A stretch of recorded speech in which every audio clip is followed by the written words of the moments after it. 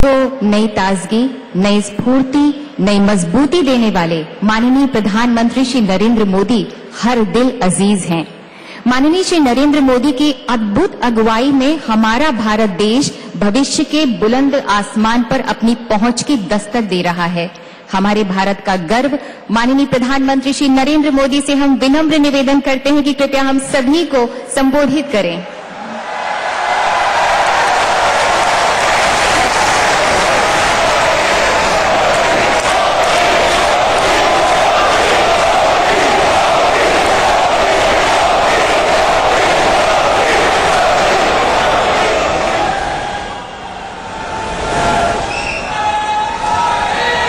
Japan के प्रधानमंत्री श्रीमान शिंजो आबे, गुजरात के गवर्नर श्रीमान ओपी कोहली जी, केंद्र में मंत्रिपरिषद के मेरे साथी रेल मंत्री श्रीमान पीयूष गोयल जी, गुजरात के मुख्यमंत्री श्रीमान विजय रूपाणी जी, महाराष्ट्र के मुख्यमंत्री श्रीमान देवेंद्र फडणवीस जी, मंत्रिपरिषद के मेरे सहयोगी रेल राज्य मंत्री श्रीमान मनोज सिन्हा जी, श्रीमान राजन गोहाई जी,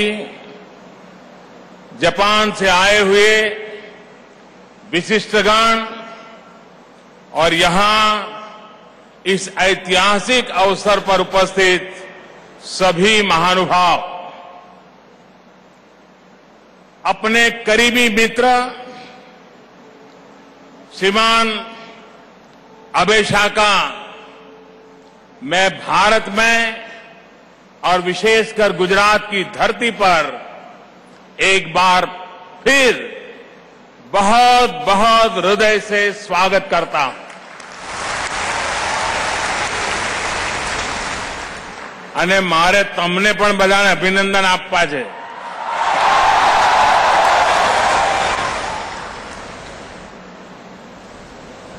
વિશ્વના એક નેતાને, જાપાનના પ્રધાનમંત્રીને અને ભારતના પરમ મિત્રને અને મારા અંગત મિત્રને જે રીતે તમે સ્વાગત સન્માન કર્યો, ગઈકાલ જે દ્રશ્ય બતાયા, જે વાતાવરણ બનાવ્યો, હું હૃદયપૂર્વક સૌ ગુજરાતવાસીઓનો આભાર માનું છું।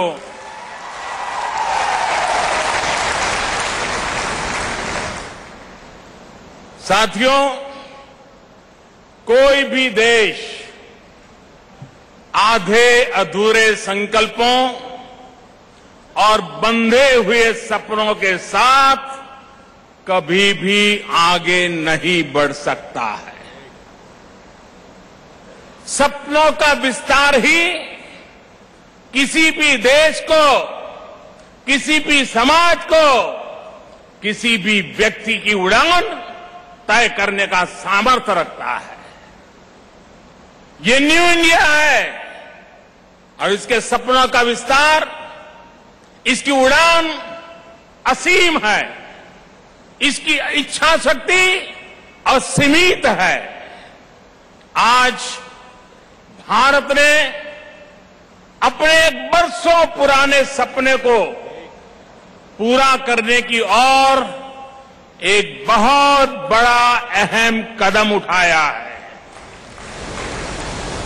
मैं देश के 125 करोड़ देशवासियों को Mumbai Ahmedabad high speed rail corridor का इस भूमि पूजन के अवसर पर कोटि कोटि शुभकामनाएं और बधाइयां देता हूं।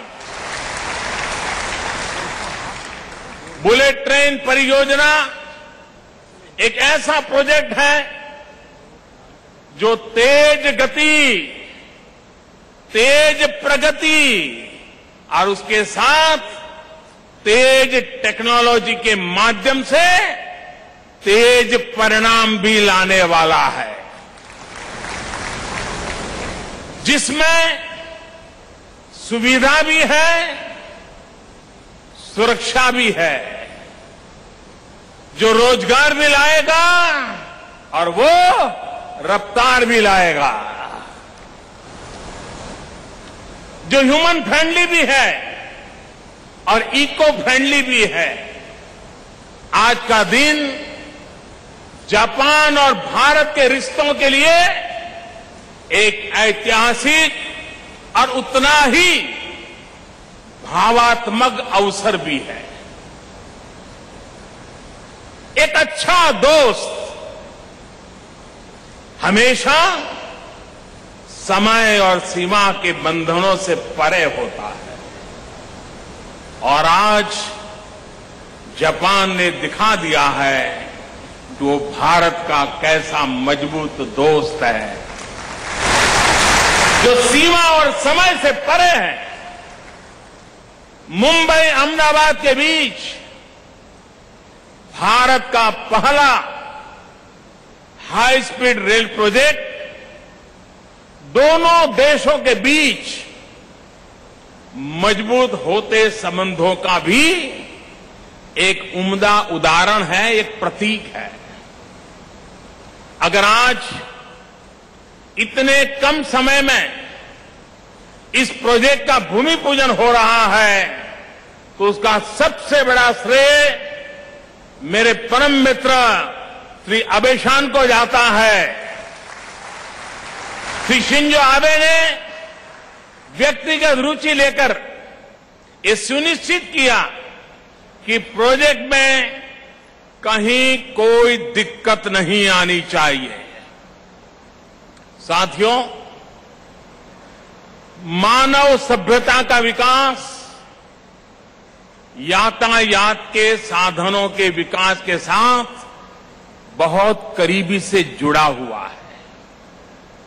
अगर हम एंशियंट सिविलाइजेशन पर गौर करें तो देखेंगे कि उस समय गांव, शहर और लोग नदी के तट पर बसते थे और यही वो क्षेत्र होते थे जो विकास का केंद्र बनते थे। उसके बाद सड़कें विकास का माध्यम बनी और जहां जहां से हाईवेज गुजरते थे वहीं पर शहर बसना शुरू हो गए और अब नेक्स्ट जनरेशन ग्रोथ वहीं पर होगी जहां हाई स्पीड कॉरिडोर होंगे। साथियों, किसी भी देश के विकास में ट्रांसपोर्ट सिस्टम अत्यंत महत्वपूर्ण भूमिका अदा करती है, चाहे वो रेल हो, सड़क हो, जलमार्ग हो या वायु मार्ग हो। इस ट्रांसपोर्ट सिस्टम देश में कनेक्टिविटी का आधार बनाती है और कनेक्टिविटी का लाभ देश के लोगों को विभिन्न तरीकों से मिलता है, अनेक प्रकार से मिलता है। जो लोग अमेरिका के इतिहास को जानते होंगे, अमेरिका के इतिहास में आज पूरा विश्व जानता है कि रेलवे जाने के बाद कैसे अमेरिका में आर्थिक प्रगति का नया दौर शुरू हुआ था। अभी हमारे मित्र आबे शान बता रहे थे कि दूसरे विश्व युद्ध के बाद जापान का हाल क्या था, कैसी भयानक जिंदगी थी, कैसी गरीबी थी। लेकिन 1964 में जापान में बुलेट ट्रेन चली और फिर ये तकनीक धीरे धीरे दुनिया के 15 देशों में फैली और उसने जापान के अर्थ जगत को बदल दिया। आज यूरोप से लेकर चीन तक इसका छाया नजर आता है। हाई स्पीड रेल इन देशों में न सिर्फ आर्थिक बल्कि सामाजिक परिवर्तन लाने में भी एक बहुत बड़ी अहम भूमिका उसने अदा की है। तब से लेकर के अब तक समय बहुत बदला है। जरूरतें बदली हैं और इसलिए प्रयास करने के तरीकों में भी बदलाव बहुत ही आवश्यक है। समय के साथ छोटे छोटे प्रयास किए गए हैं, नई चीजें जोड़ी गई हैं, लेकिन अब वक्त धीरे धीरे बढ़ने का नहीं है। समय ज्यादा इंतजार नहीं करता। टेक्नोलॉजी जो पिछले 100 साल में नहीं बदली होगी, वो पिछले 25 साल में बदल चुकी है।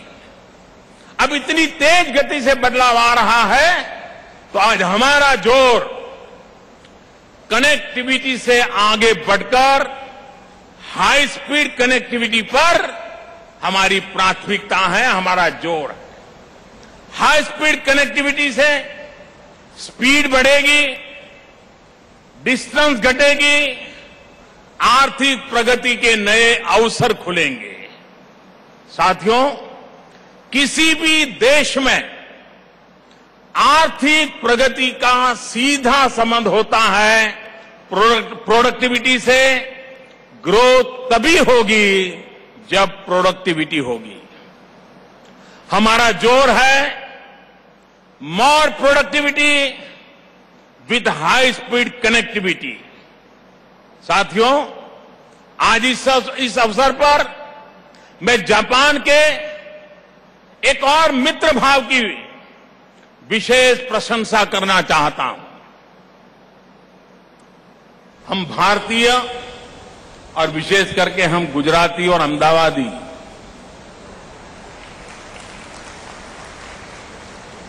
जब भी कोई चीज खरीदने जाते हैं या बिक्री की बात आती है, तो बराबर तोल मोल का हिसाब लगाते हैं, एक एक पैसे का हिसाब लगाते हैं, घाटे और फायदे के रूप रंग बराबर चकासते हैं।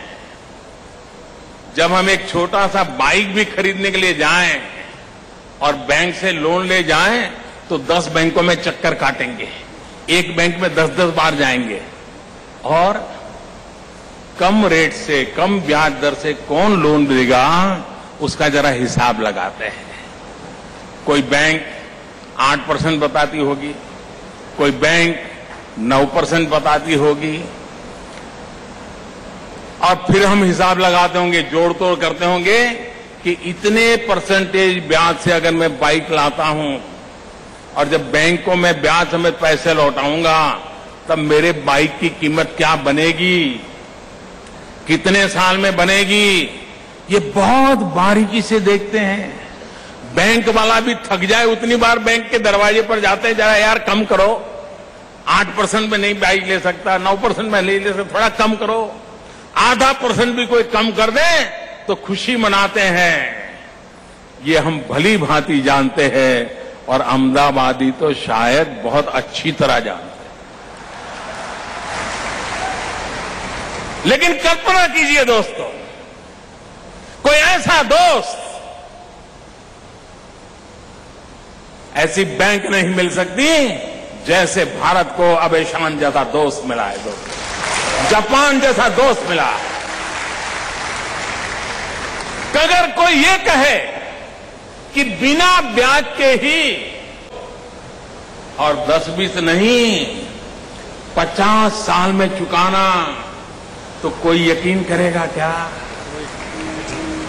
लोगों को ऐसा बैंक नहीं मिलते, लेकिन भारत को ऐसा दोस्त मिला है जिसने बुलेट ट्रेन के लिए 88,000 करोड़ रुपया, 88,000 करोड़ रुपीस सिर्फ 0.1%, 0.1% ब्याज दर से ये बुलेट ट्रेन के लिए पैसा देने का फैसला किया है।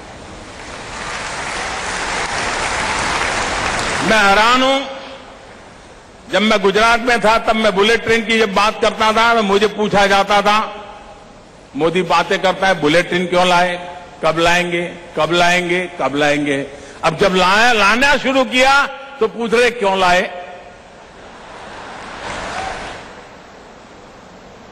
भाइयों बहनों, ये बुलेट ट्रेन एक प्रकार से जापान की भारत को बहुत बड़ी सौगात है। एक प्रकार से मुफ्त में ये पूरा प्रोजेक्ट बनता जा रहा है और मैं जापान का फिर से बहुत बहुत आभार व्यक्त करता हूं जो इस प्रोजेक्ट के लिए तकनीक और आर्थिक मदद के साथ भारत के सहयोग के लिए आज हमारे साथ जुड़ा है, आगे आया है। भाइयों और बहनों, इस हाई स्पीड रेलवे सिस्टम से ना सिर्फ दो जगहों के बीच दूरकर्मी होगी, बल्कि 500 किलोमीटर दूर बसे दो शहरों के लोग भी और निकट आ जाएंगे और पास आ जाएंगे। और इसलिए मैं तो कहूंगा यह ट्रेन आमरू अहमदाबाद से आमची मुंबई जाएगी। जब ये प्रोजेक्ट पूरा होगा तो मुंबई और अहमदाबाद की दूरी 2 से 3 घंटे के भीतर भीतर पूरी की जा सकेगी। अगर हम हवाई यात्रा से इसकी तुलना करें तो जितना समय लोगों को एयरपोर्ट जाने में, वहां की औपचारिकता पूरी करने में और फिर हवाई यात्रा के बाद अपने घर या दफ्तर पहुंचने में जितना समय लगता है, उससे भी आधे समय में ये हाई स्पीड रेल से मुंबई जा सकते हैं। आप कल्पना कर सकते हैं कितना बड़ा बदलाव आएगा, लोगों का कितना समय बचेगा। मुंबई अहमदाबाद सड़क रूट पर जो हजारों गाड़ियां हर रोज चला करती हैं, उसमें भी कमी आएगी। इसका पर्यावरण पर भी पॉजिटिव इंपैक्ट होगा और जब ईंधन बचेगा तो विदेशी पूंजी भी बचेगी, क्योंकि हमें सारा ईंधन विदेशों से लाना पड़ता है। साथियों, इस प्रोजेक्ट के साथ मुंबई अहमदाबाद रूट पर एक नया इकोनॉमिक सिस्टम भी विकसित होने जा रहा है। दोनों शहरों के बीच का पूरा एरिया एक प्रकार से सिंगल इकोनॉमिक जोन में परिवर्तित हो जाएगा। हाई स्पीड कॉरिडोर से न सिर्फ यातायात तेज होगा, लेकिन ट्रेड को भी बढ़ावा मिलेगा। ज्यादा से ज्यादा क्षेत्रों के बीच आपसी संपर्क बढ़ेगा और इससे चाहे ट्रांसफर ऑफ मैन पावर हो या सामानों की ढुलाई हो, ये बहुत ही सरल और सुगम हो जाएगी। इससे देश का विकास भी होगा और मैंने जैसे पहले कहा, देश को एक नई रफ्तार मिलेगी। एक धारणा सी बन गई है कि जितनी भी नई टेक्नोलॉजी आती है वो सिर्फ अमीरों के लिए आती है, जबकि अनुभव कुछ और होता है। टेक्नोलॉजी गरीबों के एम्पावरमेंट के लिए अगर उपयोग किया जाए तो गरीबी के खिलाफ की लड़ाई बहुत तेजी से हम जीत सकते हैं। और इसलिए हमारा मकसद है इस टेक्नोलॉजी का मैक्सिमम उपयोग करते हुए उसको इतना एफोर्डेबल बना दिया जाए कि देश के गरीब की जिंदगी के साथ वो जुड़ जाए। मैं मानता हूं कि टेक्नोलॉजी का लाभ तभी है जब देश का सामान्य नागरिक भी इसका भली भांति उपयोग कर सके। आज जब हम रेलवेज में नवी एवं अत्याधुनिक टेक्निकों को जोड़ रहे हैं तो हमारा पूरा प्रयास है कि देश के सामान्य मानवी को न्यू टेक्नोलॉजी का लाभ मिलना चाहिए। इस प्रोजेक्ट के दौरान टेक्नोलॉजी ट्रांसफर से रेलवेज को फायदा होगा, क्षेत्र के टेक्नीशियंस, वेंडर्स, मैन्युफैक्चरर्स, उनको भी लाभ मिलेगा और एक तरह पूरा नेटवर्क जो है रेलवे का उसको नएपन की ओर आगे जाना पड़ेगा और उसको लाभ मिलेगा।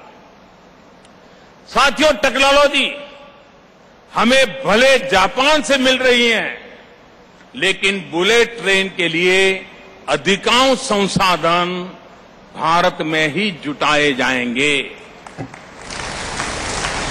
और इसलिए हमारे उद्योगों को भी वर्ल्ड क्लास इक्विपमेंट मैन्युफैक्चरिंग करने होंगे और उनकी समय पर सप्लाई भी करनी होगी। Zero defect, zero effect manufacturing पर बल देना पड़ेगा। इससे मेक इन इंडिया को भी मजबूती मिलेगी। डायरेक्ट और इनडायरेक्ट एम्प्लॉयमेंट के हजारों अवसर भी ये प्रोजेक्ट अपने साथ लेकर के आ रहा है। साथियों, देश में integrated transport system new India की आवश्यकता है, न्यू इंडिया का सपना है और इसलिए हम देश के फ्यूचर प्रूफिंग पर ध्यान दे रहे हैं ताकि आने वाली पीढ़ियों के हिसाब से इंफ्रास्ट्रक्चर का निर्माण किया जा सके। रेलवे हो, हाईवेज हो, वाटरवे हो या एयरवेज हो, हमने सभी क्षेत्रों में एक समान इंफ्रास्ट्रक्चर पर जोर दिया है और अप्रत्याशित गति से कार्यों को आगे बढ़ा रहे हैं। हम आज पहले से ज्यादा तेज गति से सड़कों का निर्माण कर रहे हैं। जीएसटी का फायदा देश के ट्रांसपोर्ट सिस्टम को भी मिला है और ट्रकों के द्वारा प्रतिदिन तय की जाने वाली दूरी 30% बढ़ी है। अगर पहले गुड्स लेकर के जाने वाला एक ट्रक एक दिन में अगर 200 किलोमीटर जाता था, तो जीएसटी आने के बाद, चेकपोस्ट की मुसीबतें दूर होने के बाद आज वही ट्रक 200 किलोमीटर के बजाय 250 किलोमीटर से भी ज्यादा यात्रा एक दिन में कर लेता है। यानी पूरी इकोनॉमी में, गति में ये 30% की बढ़ोतरी एकमात्र जीएसटी के निर्णय के कारण संभव हुई है और उसके कारण लोगों को सस्ता सामान पहुंचाने की संभावना बनने वाली है। सरकार जल मार्गों को परिवहन के पर्यावरण अनुकूल तरीके के रूप में विकसित करने के लिए भी प्रतिबद्ध है। इसी दिशा में आगे बढ़ते हुए 106 अतिरिक्त नदियों को नेशनल वाटरवेज के रूप में विकसित करने का काम दिशा में हम आगे बढ़ रहे हैं। भारत में एविएशन सेक्टर भी नई संभावनाएं लेकर आ रहा है। पिछले 3 वर्षों में डोमेस्टिक फ्लायर्स की संख्या में, हवाई जहाज में सफर करने वालों की संख्या में लगभग 3 करोड़ यात्रियों की वृद्धि हुई है। एविएशन सेक्टर को मजबूत करने के लिए पहली बार नेशनल एविएशन पॉलिसी हमने बनाई है। मध्यम वर्ग के जीवन में उड़ान योजना के माध्यम से बदलाव लाया जा रहा है। इस योजना के तहत देश के 70 छोटे शहरों को जोड़ा जा रहा है ताकि देश का आम नागरिक कभी सस्ती हवाई सेवाओं का भी वो फायदा उठा सके। वर्तमान रेल व्यवस्था को सुधारने और आधुनिक तकनीक के आधार पर नए रेल नेटवर्क के निर्माण, दोनों पर बराबर ध्यान दिया जा रहा है। हमने रेलवे ट्रैक उसको डबलिंग करना, इलेक्ट्रिफिकेशन करना, इस काम को भी तेजी से आगे बढ़ाया है और पहले से ज्यादा तेज गति से काम हो रहा है। जितना निवेश रेलवे में अभी ये सरकार कर रही है, उतना इसके पहले कभी नहीं हुआ है। निवेश बढ़ाने के साथ ही अब दशकों से अटके हुए प्रोजेक्ट को पूरा करने पर भी बल दिया जा रहा है। भारतीय रेलवे की क्षमता में बढ़ोतरी और माल ढुलाई में आसानी के लिए भारत सरकार लगातार प्रयासरत है। मुंबई के जवाहरलाल नेहरू पोर्ट ट्रस्ट से लेकर यूपी के दादरी तक वेस्टर्न डेडिकेटेड फ्रेट कॉरिडोर बनाया जा रहा है। इसी तरह कोलकाता से लुधियाना तक ईस्टर्न डेडिकेटेड फ्रेट कॉरिडोर का निर्माण किया जा रहा है। अगले 3-3.5 साल में ये प्रोजेक्ट पूरा लेने की हम कोशिश कर रहे हैं। ये प्रोजेक्ट पूरा होने के बाद जो कंजेशन है वो कम होगी, यात्री ट्रेनों का समय बचेगा और रेलवे की ट्रांसपोर्ट क्षमता भी बढ़ेगी। साथियों, हाई स्पीड रेल प्रोजेक्ट आधुनिक रेलवे निर्माण के विजन का इंटीग्रल पार्ट है। मुझे बहुत खुशी है कि आज इसका भूमि पूजन हुआ है और मेरे प्यारे भाई और बहनों, मेरे प्यारे देशवासियों,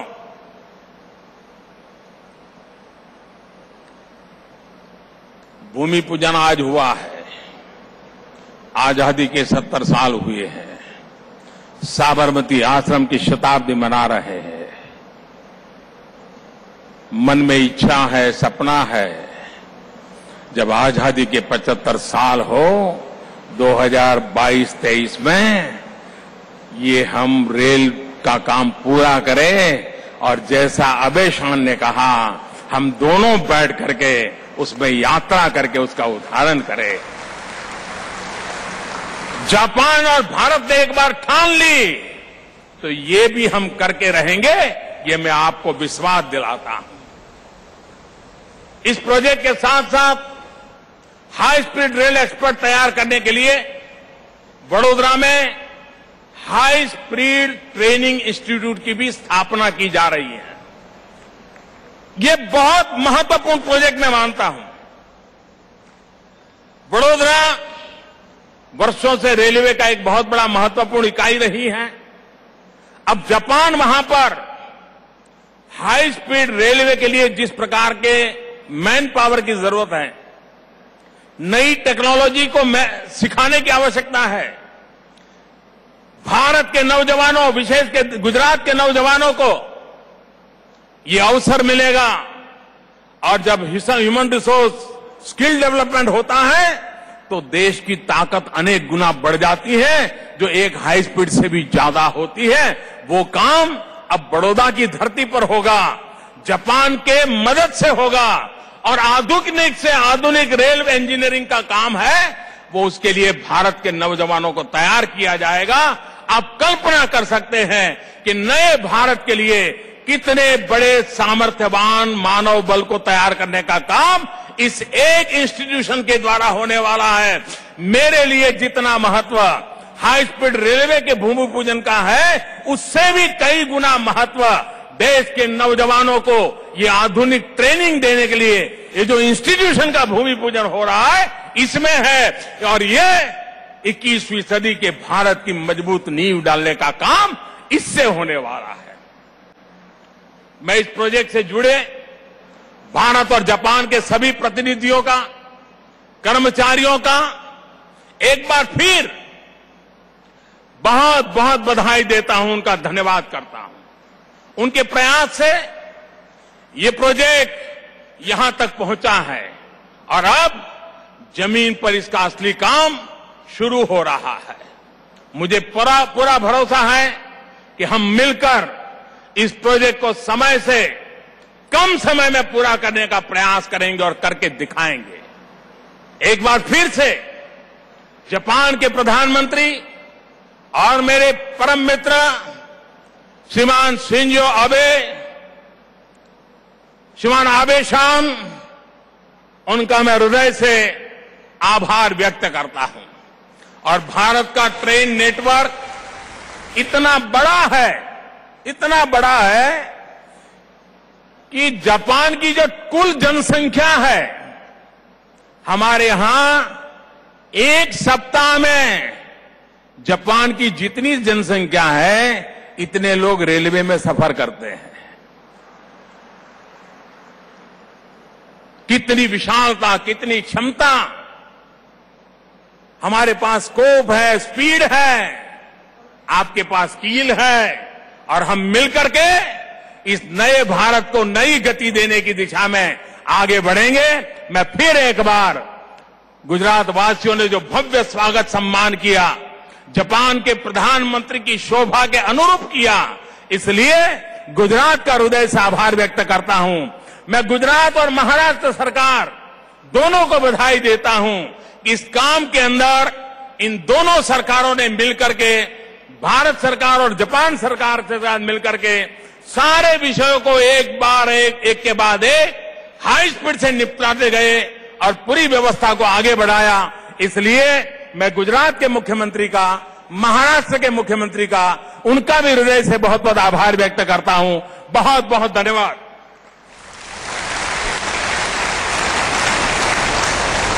कोटि कोटि धन्यवाद माननीय, आपकी प्रेरणा के लिए। जापान और भारत दोनों देश धरती शुभम लिखेंगे, मंगलमय आकाश लिखेंगे, उजियारे पृष्ठों का स्वर्णिम हम इतिहास लिखेंगे। कोटिशः धन्यवाद माननीय प्रधानमंत्री Japan his excellency mister Shinzo Abe, और भारत के माननीय प्रधानमंत्री श्री नरेंद्र मोदी का बहुत बहुत धन्यवाद। आज के इस शुभ सौगात के लिए बहुत बहुत धन्यवाद his excellency mister Shinzo Abe आपका और भारत के प्रधानमंत्री माननीय श्री नरेंद्र मोदी का।